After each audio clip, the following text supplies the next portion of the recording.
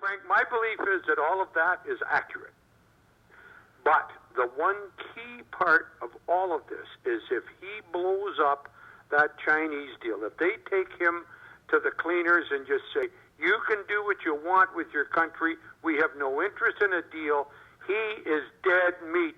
Because 1,100% correct. And that's what they're going to do to him. Well, I wouldn't be surprised.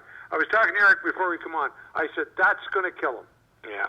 But you know, you have China that has their own self-contained eco-center with 1.3 billion people. Yeah.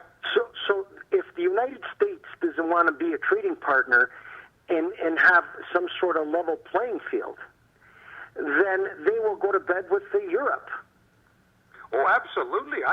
Frank, I can see this happening. And listen, the whole world, anybody who says this is not true is either naive or fucking a moron. The whole world is dependent on China for three reasons. One, massive fucking market. Number two, cheap labor. And number three, cheap IT and technology. Yeah, well. And those are the three things that are the fundamental rules of being successful in business. Yeah. Well, I don't disagree. And the one thing that I don't like is the intimation that he's in charge of this, and he's manipulating the Chinese. Yeah, but he's been doing this. This is his game. This was his game when he owned the casinos. He got everybody in so fucking much debt with him that they had to try to make a deal, but he ultimately went bankrupt anyways.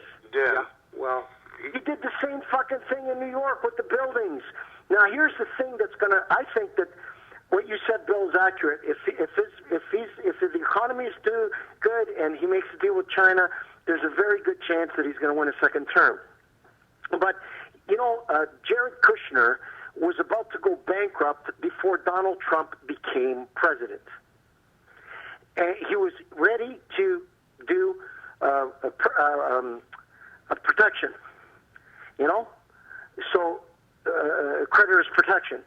Yeah. And now that his father-in-law is president, he has moved with his wife to Washington and mysteriously raised hundreds of millions of dollars. Well, the Nasdaq tanked more than any time this year yesterday.